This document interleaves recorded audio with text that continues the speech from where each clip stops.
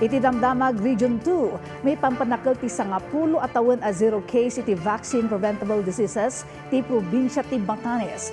Kabiyatan na free internet access kadagiti nalalatak a pagpasyaran iti pakabuklan a probinsya impasdak ti DICT. Daytaken da dumapay a damag iti report ni Diane Monica Tukay. Iti probinsya ti Batanes, kas panagbibinadang ti Department of Labor and Employment ken Department of Education ita a brigada eskwela, nagdeploy da iti 152 nga emergency workers iti innem a pagadalan iti probinsya. May naidayto iti bilag ti brigada eskwela. Naguyugoy pay dagiti umili a benepisyaryo at tulong panghanap buhay sa ating disadvantage displaced workers program ang makitinulong iti brigada eskwela.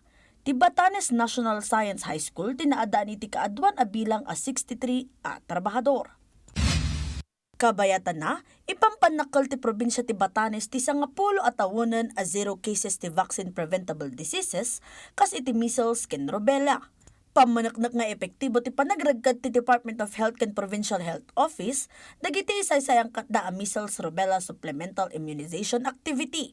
Ti kinatibker ti probinsya kontra iti nasao a sakit ket babaan iti disiplina ken panagtitinulong dagiti naganak, health workers, ken ti pakabukulan a kagimungan.